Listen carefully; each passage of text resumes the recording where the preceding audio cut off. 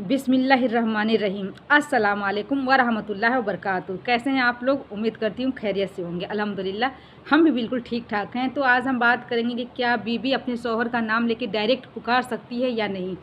ये जो मुस्लिम कैरेक्टर्स होते हैं ना, फिल्मों में, सीरियलों में, चाहे वो क्रिकेटर हो चाहे एक्टर्स हो, उनमें जो ये मुसलमान होते हैं ना, उनमें ये होता है कि जो बीवी होती हैं अपने शौहर का नाम लेके डायरेक्ट पुकारती हैं।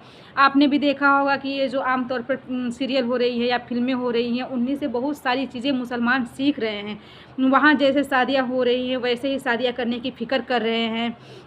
वहाँ मौत मैयत में जैसी रस्में निभाई जाती है वैसे ही रस्में आजकल मुस्लिम घरानों में भी निभाई जा रही है।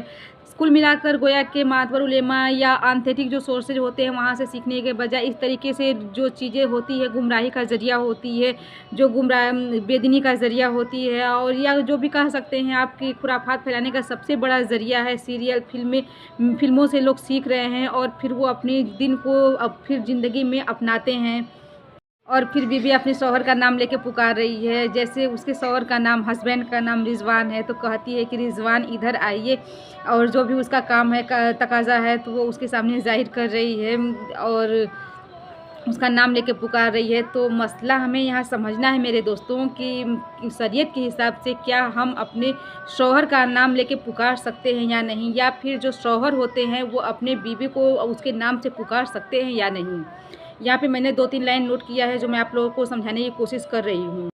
सबसे पहले मैं आप लोगों को समझाने की कोशिश कर रही हूँ कि जो शौहर होते हैं वो अपनी बीवी का नाम लेकर पुकार सकते हैं, उसमें कोई मसला नहीं है, कोई हर्ज नहीं है, कोई बेअदबी नहीं है। बल्कि शौहर अपनी बीवी को उसका जो असल नाम है उसकी जगह कोई प्यार वाला नाम रखे, कोई मोहब्बत वाला नाम रखे और उसको उसके नाम से, उस नाम से पुकारे। हमारे नबी का सुन्नत भी है। अल्लाह के रसूल सल्लल्लाहु अलैहि वसल्लम की हज़रत खदीजा रज़ियल्लाहु ताला अन्हु के बाद सबसे महबूब जो बीवी थी हज़रत आयशा रज़ियल्लाहु ताला अन्हु को कभी हुमैरा कहकर पुकारा करते थे। तो हालांकि हुमैरा हज़रत आयशा का नाम नहीं था, कभी आइश कहकर पुकारते थे। इससे यह महसूस होता है कि शौहर अपने बीवी को नाम लेकर पुकारे, इसमें मियाँ बीवी के दरमियान रिश्तों की मजबूती भी होती है और मोहब्बत की बढ़ोतरी का ज़रिया भी है। इसलिए तो इसमें कोई हर्ज नहीं है कि शौहर अपनी बीवी का नाम लेकर पुकारे, लेकिन बीवी अपने शौहर का नाम लेकर पुकारे ये अदब के ख़िलाफ़ है। बाकायदा से किताबों में, यानी जो कुरान हदीस में इसका निचोड़ है, जो अरबी ज़बान की किताब है जहाँ से मजहबी बयान किए जाते हैं, वहाँ पर साफ साफ लिखा है कि बीवी अपने शौहर का नाम लेकर पुकारे या बेटा अपने बाप का नाम लेकर पुकारे। ये हमारे हुर्फ में, ये हमारे दियार में, यहाँ तक कि किसी भी मजहब में बाप को उसका नाम लेकर पुकारे तो ये अदब के ख़िलाफ़ समझा जाता है। ठीक उसी से मिलता जुलता ये भी मसला है कि बीवी अपने शौहर को नाम लेकर पुकारे, ये अदब के ख़िलाफ़ है। हाँ, इसमें शिद्दत नहीं है। शिद्दत का मतलब ये है कि कहीं मजबूरी होती है, वहाँ अपने शौहर का नाम लेना जायज़ भी है। ऐसा नहीं है कि हमने अपने शौहर का नाम ले लिया और निकाह टूट गया, तो ऐसा नहीं है। ऐसा बहुत सारे लोग समझते हैं, लेकिन ऐसा बिल्कुल भी नहीं है। जहाँ किसी काम का तकाजा हो या फिर कोई काम हो या हॉस्पिटल हो या फिर कोई कागज़ी कार्रवाई हो, वहाँ हम अपने शौहर का नाम ले सकते हैं, जायज़ भी है। ऐसा नहीं है, इसमें कोई मसला नहीं है, हम अपने शौहर का नाम ले सकते हैं।